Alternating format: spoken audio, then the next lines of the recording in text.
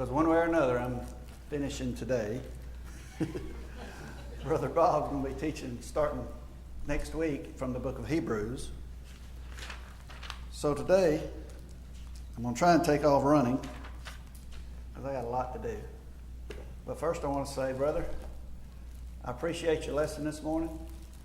I remember the first time I heard you speak 30 years ago at West Georgia for, what was that they had at the college? Not the college, but the One Nation Under God. And there hasn't been a time I've heard you preach that was not inspiring to me, at least. So I love you, brother, and I appreciate you.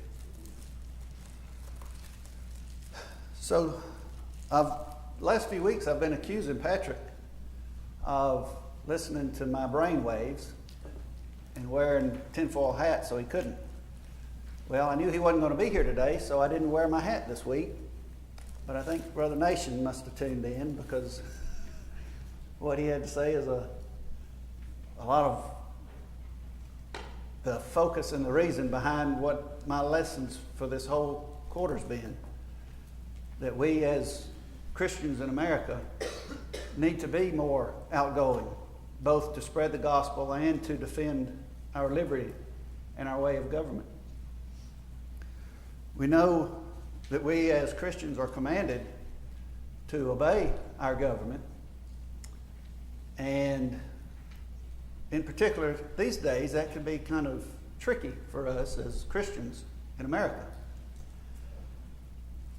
But I think one thing that we fail to understand is that, and one of the primary things I've tried to bring out in this class is that just because our government has made a law to tell us to follow does not mean that it is a lawful law. And our founders were very adamant that we were to be vigilant towards our government. They knew our government would trend towards tyranny over time because people, just as Christians, tend to become complacent and lazy and not become as active. And so we let things slip at first. Then the next generation has more problems to have to deal with because the prior generation did not stand up and say, hey, wait a minute, that's not right. Well, our founders knew that would happen, which was the very reason why they included our Bill of Rights. In particular, our first two rights that are recognized in the Bill of Rights: the right of free speech, the right of freedom of religion, the right of freedom of assembly, freedom of press, freedom to petition the government for redress of our grievances. But that freedom cannot be protected without the next right recognized by our Bill of Rights, the Second Amendment. Because does anybody know of any tyrannical government that has ever changed course and corrected itself just by being asked politely? Excuse me, that's not right. Well, sorry, I didn't realize that, so we'll stop being tyrannical. It doesn't work that way. Our founders actually warned us and told us that the day might come that we would have to, like they did, take up arms against our government when we find that it is operating tyrannically and unconstitutionally. Does that go against what we're commanded to do to follow the government? No, because our founders who founded the government told us that is our job and our duty. But the difficult part is, just like as Christians, when we go out and talk and discuss the Bible and biblical doctrines with other Christians in America, what is their beliefs based on? What are their doctrines that they follow? Are they from this or are they man-made? Are they based on the standard that we were given? Well, our law and our government is no different. Our founders gave us a written standard, the Constitution. The Constitution's sole purpose is to define the limits of a very limited federal government. and the specific roles it was to carry out. Did you realize also that the funding for the federal government was intended to mostly come from what we would get from foreign commerce, from other countries, paying for our federal government through trade, not by the federal government sneaking up behind you and reaching in your purse or your back pocket every paycheck. That hasn't been happening that long. Used to, we paid all our taxes to our state. Right now, the census is in the news, if anybody's heard. The fussing about, they say it's Trump's question on the census, where they're asking citizenship. Well, there's only two constitutional purposes for the census. One is to determine how many legal citizens there are in a particular area, because they do two things with that. One, they determine how many representatives that area has because of the population of citizens, not people. The second thing, which is now really no longer used that way, but that number also determined what taxes each state would pay based on their population of citizens. See, the federal government didn't get paid from us then. The state paid the federal government based on the apportionment from the census. So what's the big deal now? Why do they want to count every person instead of every citizen? Because they're not as brilliant as our founders were. When we ratified the Constitution, slavery existed. Well, the slave states wanted to count every person, which they would barely call all humans persons back then in some places. But they wanted to count slaves for representation purposes. But they did not want to count slaves for taxation purposes. So, from that you get the greatly misquoted, well, the founders of our Constitution thought that black people were only worth 3/5 of a person. And that's not true. But that was the best compromise that they could come up with to, down the road, make it easier for us to abolish slavery. But what they did is they tied both taxation and representation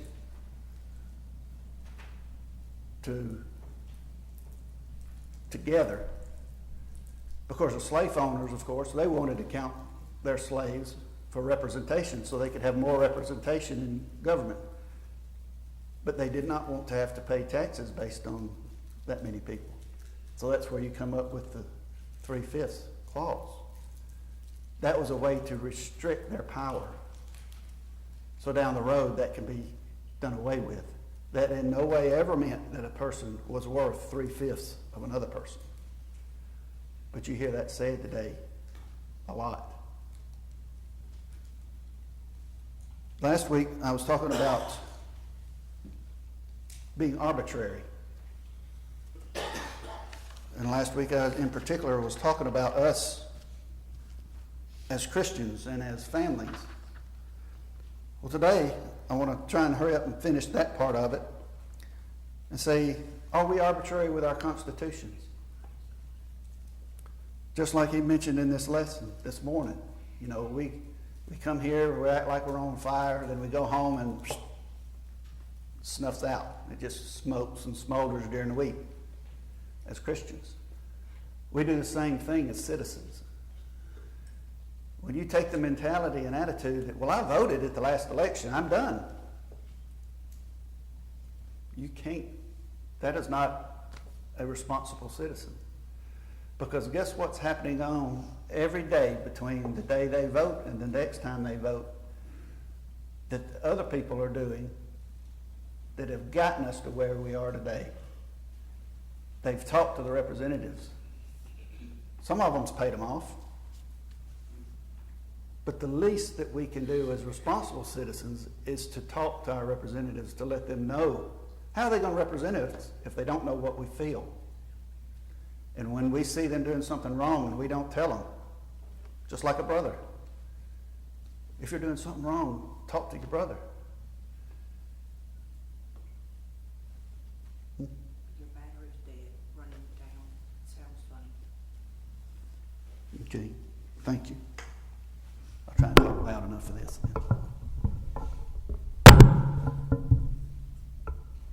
Brother, I have a question in that. So it would be imperative then that as citizens of the United States, with these limited responsibilities and all responsibility we have is the responsibility of the pen, and what we say with the pen, how can we promote the desire, to push the desire of everyone to write something, at least something within it, that being, how do we know that we're being heard if we don't see any changes? All we do through the pen is have a voice. Correct. But we don't see any changes in what we all might write for, so to speak. We've all heard the squeaky wheel gets the grease, right? Well, making one phone call to a representative is not going to leave a mark on them. If it's good enough to call them once or send an email once, do it 100 times. By the time you're done, they will remember you. Oh, this is that person. And like you, I'm speaking of me too. I've got to do better. We've all got to do better. Because the other side is. When you see all these things going on that you think, that's crazy. How in the world could they be doing that? That's not what I'm paying taxes for. That's because the other side is talking, and we're not. We've been the silent majority in this country for at least 60 years or longer. One of the founders said that it's not, in order for bad things to happen, it doesn't take good men to do bad things. It just takes good men to do nothing. Same for women. So, being passive is not the answer. It doesn't work for us as Christians. It won't work for us as citizens. We live in a country where we're blessed to be able to worship like this. And in most places in this country, you can go out on the street corner and tell somebody about it. There's places you cannot already. You'll be hauled off and locked up. At least assaulted. It's gotten that way because we've been quiet. We think that all that we should be worried about is spreading the gospel, and that is at the very top of the list. But what kind of environment do you want to live in to be able to spread that gospel? How we are as citizens will dictate that. Brother, so obviously we have Freedom of Speech Act in the United States, and we don't seize upon that opportunity. That is really an opportunity to do some good with this freedom of speech. Even in the Senate, they're trying to curtail this Freedom of Speech Act, even from the pulpits. There are some like laws now where you can't speak on certain things in the church. It's called bashing individuals, but we still have a right, according to the scriptures, to obey God rather than men. So we need to rise up, as you say, and not sit passively by. Just because someone says it's a law that you can't say this about the LGBT and all those alphabets that people live, we still have to speak up against those things, prepare ourselves, even if it means going to prison for that. We're not prepared for that, so we let those things shut us down. Even at some point, we let those things shut us down, then sooner or later we won't be able to preach the gospel. They'll shut us up there. So Exactly. If it's no different than taking a viewpoint. Anybody been through the airport lately? Transportation Security Agency, the signs they put up on the wall about shutting your mouth when you're there. Because if you say anything that can be taken as offensive or abusive towards them, they feel they have unfettered authority to do whatever they will with you. They'll drag you off in a room.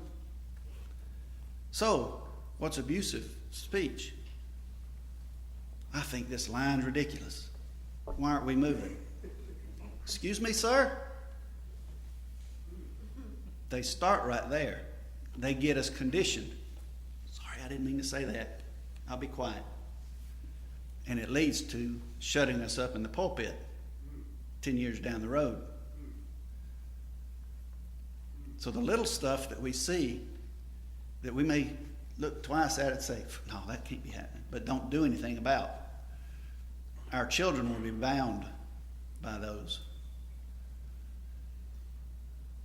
It may seem small, but it goes back to the arbitrariness that we can be. So are we arbitrary with our Constitution? Have we bothered enough to learn what is actually in it? How are we going to know when the government's operating outside the limits if we don't know what's in it? How can we as Christians know our church is not worshiping according to the gospel or the scripture if we don't know it? No different. Article 4, Section 4 of the Constitution guarantees and demands that in every state of this union, it must operate under a Republican form of government, not Republican Party, because they're no better than the other party, but a Republican form of government, rule of law. Yet, how big is socialism being promoted? Or even outright communism? We have elected communists into the office. Unabashedly so. They're proud of it. You got presidential candidates running on that platform. That's what they want to make us in. The Constitution says that's illegal. But we're arbitrary about the Constitution. The Constitution defines the qualifications for somebody to even run for president. But we ignore it. We ignored it in the last 2 elections. And we're ignored it in the next one because they've already got people that they've qualified to run for office that are unconstitutionally qualified to run for office. But that's okay. It's what the people want, right? How about the 19th Amendment? Women couldn't vote before the 19th Amendment, right?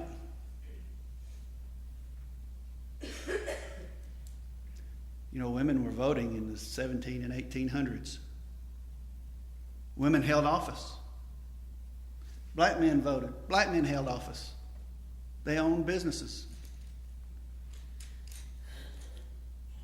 It was the states that started restricting them from voting because the people in that state were not liberty-minded. It wasn't the federal government. So the 19th Amendment did not give women the right to vote. It only recognized that they've had that right all along. About the 14th Amendment, Section 1, equal protection of the laws. You cannot deprive any person of life, liberty, or property without due process of law. But what about private property rights? We've got so accustomed to in this country, even at the local level, because we can all fuss and say the boogeyman's the federal government, but it's not the only boogeyman. If you own property and you pay taxes, how do they figure those taxes? I call them envy taxes, and they don't like it when I come in to pay my tax bill every year. Because that's what it is. And let's say you have property taxes you didn't pay. $5,000 you owed on your property taxes. You don't pay. Well, depending on who you are, they'll either ignore you. The president might even put you in charge of the IRS when you owe millions of dollars in back taxes. Or if it's me and I didn't pay it, I owe $5,000 on property that's worth $250,000. They come and take my property, all $250,000 worth.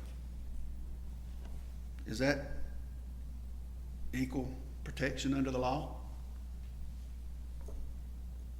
By the way, that's also not how taxes were intended to be collected either. Our founders considered not paying your taxes as a form of First Amendment right of protest. What do you think the Boston Tea Party was? So there's a few up there in federal government trying to make a change. If anybody's heard of Matt Gaetz, he wrote a resolution, not to have a double standard for justice in government anymore. Why? Remember last week we read what the two greatest commandments were? How can we love our neighbors as ourselves if we allow a double standard in justice? I'll give you an example. Anybody know who Roger Stone is? It's been a few months now since he's been in the news. He's a 66-year-old that was loosely tied with Trump. He had no passport, owns no guns. He was accused of lying to Congress about a personal loan. So he was charged with 1 count of obstruction, 5 of false statements, and 1 of witness tampering. So how did they arrest him? You think they went out and waited till he was in public and, excuse me, sir, here's your warrant? Or did they go and knock on his front door and say, we have a warrant, sir? Or contact a lawyer? 66-year-olds, he's no flight risk, doesn't own a gun, not even a passport, he couldn't leave the country. So what do?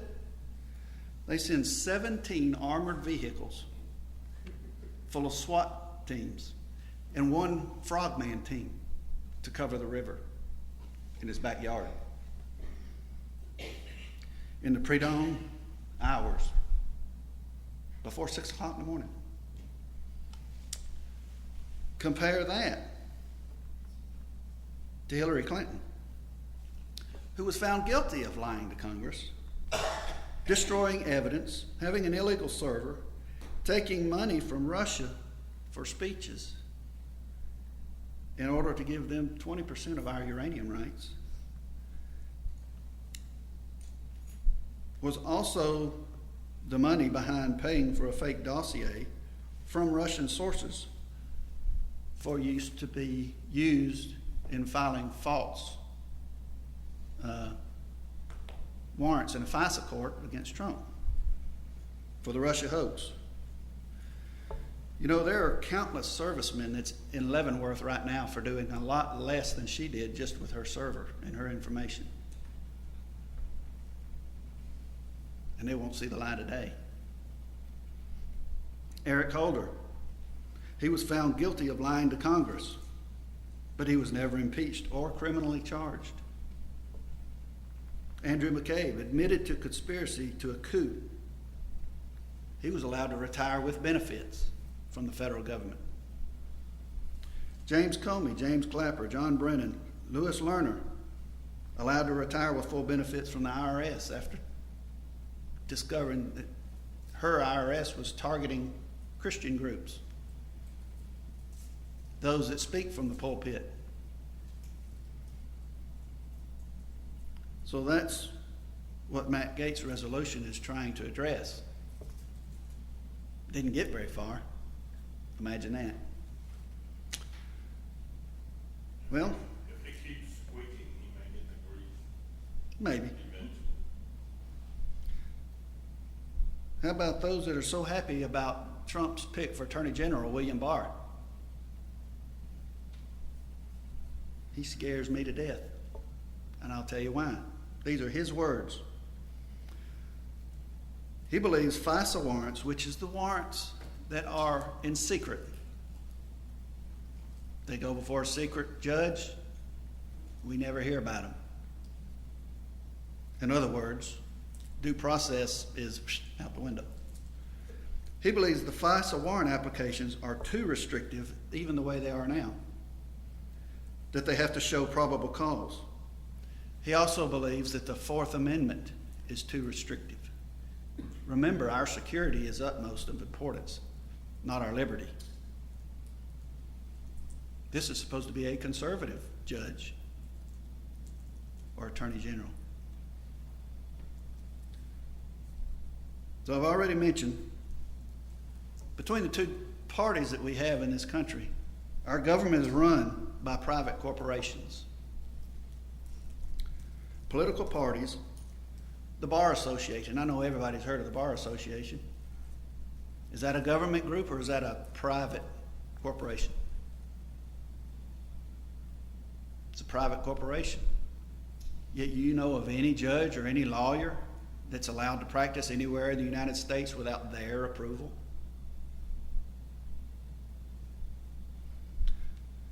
Only tyrants believed in the power of law just because it was ratified. You know, in Germany they passed a law that made it legal to execute the Jews. Was that lawful? In America they passed a law, it's legal to murder babies. Is it lawful?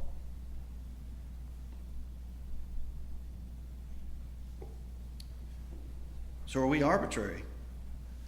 How about in the church? What would a church be like if we were arbitrary? We would have arbitrary doctrines, not doctrines based on Scripture. The organization of the church would be arbitrary instead of the pattern in Scripture. The way we worship would be arbitrary instead of done because we find examples in the Bible of how we should worship. How about the roles of the deacons and the elders? If we were arbitrary, the deacons would be making the decisions. We may have one elder, or we'd have, hey, let's make one elder over all the rest so that we can be consistent, right? And he could talk to the churches around here, to their elders, and because he's older and wiser, they'll listen to him too, so that we can all believe the same thing, right? It's a good idea. Sounds like Catholicism to me. Arbitrary. How about the way to salvation? There's a biblical way, and then there's everybody else's way. Baptism's not necessary for that. I don't see why it should be. It's an outward sign of an inward grace, right? Where's that in here? It don't exist. What about the definition of marriage? Did we delegate that power to any level of government? Whether it's a federal, state, or local? No. That's God's power. God instituted that institution from the beginning. You know, 33 states in this country have made preachers that perform that ceremony wards of the state and not wards of God, because they have to sign that piece of paper. You notice what they say: by the power vested in me by the state of Georgia, I pronounce you man and wife, instead of by the power vested in me by God. That makes the preacher a ward of the state, because now marriage is a thing, a power by the state. You know, before the 1920s, you didn't even need a marriage license. It was none of the government's business. That was between you, God, and the church. But we've accepted it now as standard. Why? Taxation. That's why the gay community wanted it. Because they wanted benefits. Had nothing to do with really wanting to be married. They just wanted the benefits. And the satisfaction of destroying an institution of God, or trying to. So we have to be careful not to be arbitrary. So what do we do as Christians? What's it going to take? Yep, we can rise up with our arms and tell the government no more. But our founders gave us another way, but we have to open our mouths. We got examples that we can follow. Benjamin Franklin. He was an old man by the time we ratified the Constitution, but he was one of those people that led others to do other things too. You know, he was at 16, he wrote and had his own newspaper. And you can hear federal representatives today say, that's not freedom of speech, because they don't have bona fide credentials that says they went to journalism school. That has nothing to do with the right recognized by the First Amendment. You don't have to be recognized as an official press person. That's not what freedom of the press is.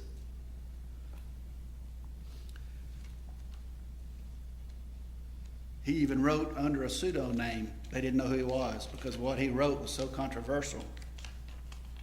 They'd have thrown him in prison. But even old Benjamin Franklin had to wrestle in his mind with the conflict between what the government says and what's right and what is a God-given right. So when the Stamp Act and all started coming down, it affected him because he owned the newspaper, and the Stamp Act required everything they bought, paper, ink, all that. You had to pay your taxes to the king.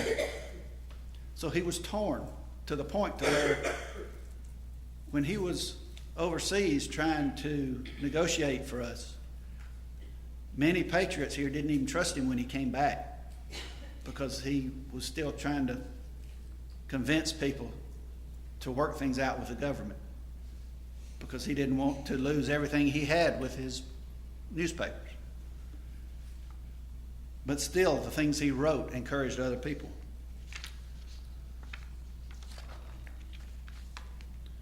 Has anybody ever heard of a man that's referred to as a midwife of liberty?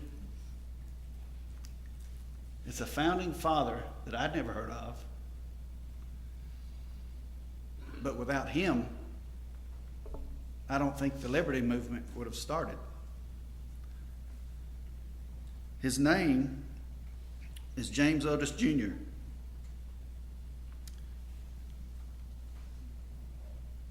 He was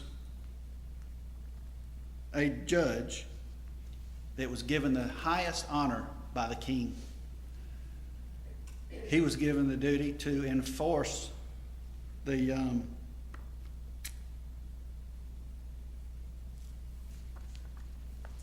writs of assistance law that the king passed. You remember what that was? He knew that people had the right to be secure in their persons, place, and things, the right to not be unlawfully searched and seized. Well, the writs of assistance was an arbitrary power given to the courts here in the colonies to go bang on your door and demand entry and just look around. Yep, no, you shouldn't have that, shouldn't have that. It was his response. He was the top dog in ensuring that that was carried out throughout the entire, all colonies. But he said in his conscience he couldn't do that. So this is what he wrote about it. It said, "It appears to me the worst instrument of arbitrary power, the most destructive of English liberty that was ever found in an English law book." That's what he referred to those. So he resigned rather than defend the writs, and then agreed to provide pro bono representation to the merchants fighting against them. And inside the courtroom, Otis denounced the British king, parliament, and nation as oppressors of the American colonies, electrifying spectators. Otis was a flame of fire, John Adams recalled years later. American independence was then and there born. Then and there was the first opposition to the arbitrary claims of Great Britain. So he spent 5 hours, because after he resigned, it's not like today, you go tell your boss, I resign. He had to write a letter, send it overseas to the king, I resign.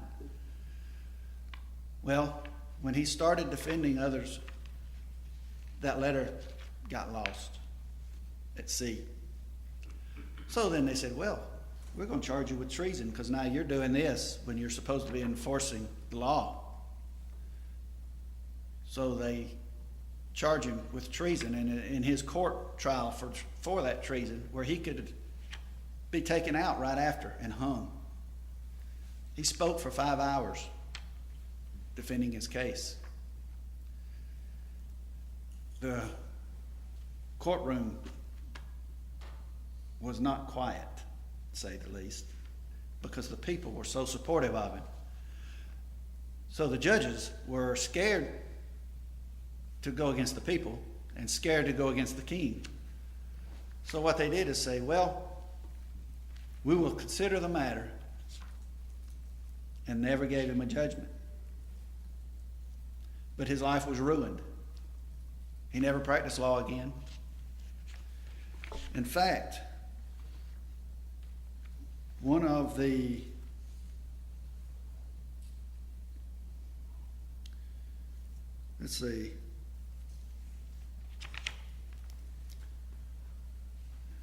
later that summer, he learned that 4 British customs commissioners in Boston had complained about him in letters to London. So enraged, he accused them of slander in a local newspaper. They were superlative blockheads, he wrote, threatening to break the head of Commissioner John Robinson. So on the next night, Otis found Robinson in the British coffee house near Boston's Long Wharf and demanded a gentleman's satisfaction. So Robinson grabbed Otis by the nose, and the two men fought with canes and fists. Many loyalists in the coffee house pushed and pulled Otis and shouted for his death, and British officers stood by and watched. So law enforcement today would never stand by and watch someone being accosted and beat up either, though, right? Not a disparagement on our law enforcement as a whole, but it does happen. So Otis was left bleeding. Months later, he still had a deep scar that John Adams recalled saying, "You could lay a finger in it." So the trauma unhinged his already fragile psyche. And some believe it even left him with brain damage. He was hit so hardly in the head. So that's why we never hear about him, because after that, he disappeared from life. One of the people he inspired, Patrick Henry, he stood in a church building like this and gave one of the most fiery speeches ever heard. Anybody ever heard the saying, "Give me liberty or give me death"? That came from Patrick Henry.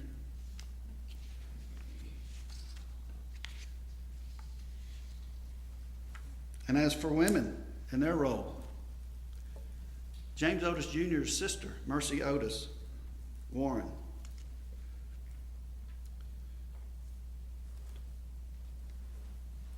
in order to stir patriotic sentiments even hotter, patriotic newspapers offered suggestions about colonial substitutes for imported teas, including sassafras, raspberry, and mint. So that these women gathered together in private homes for spinning parties and participated in public spinning contests in order to protest the Stamp Act and all. So 2 women, whose names were Abigail Adams and her friend Mercy Otis Warren, were women of position and husbands of reputation. So they shunned the tea and proudly wore homespun garments in lieu of that. So what they did is they had their own. We heard about the Boston Tea Party that the men had, right? What we didn't hear was the second Tea Party that the women had, led by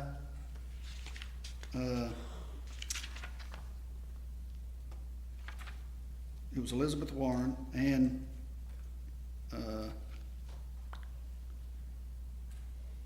it was Penelope Barker. It was about 10 months after the famous Boston Tea Party, where Penelope Barker led a tea party on October 25th, 1774, in the Edenton home of Elizabeth King. She and 50 other women signed the protest statement. At the meeting, Barker said, "Maybe it has only been men who have protested the king up till now. That only means we women have taken too long to let our voices be heard. We are signing our names to a document, not hiding ourselves behind costumes like the men in Boston did at their tea party. The British will know who we are."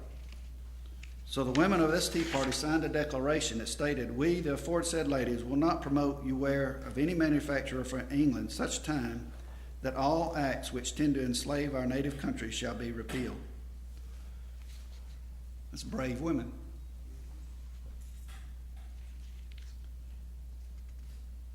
There's a whole list of women.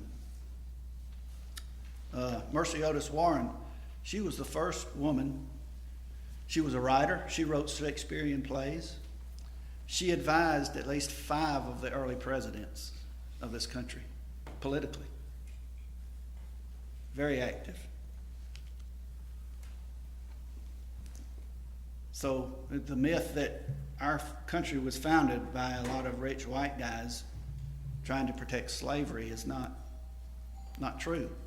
That robs the history and the heroism of these other people, of all color, of all races, both men and women. But what they fought for and stood for was liberty, but not for themselves, because they understood that the liberty they desired wouldn't occur in their lifetime. They did it for their children, their grandchildren, for us. So we've got to follow their example and stand up like they did.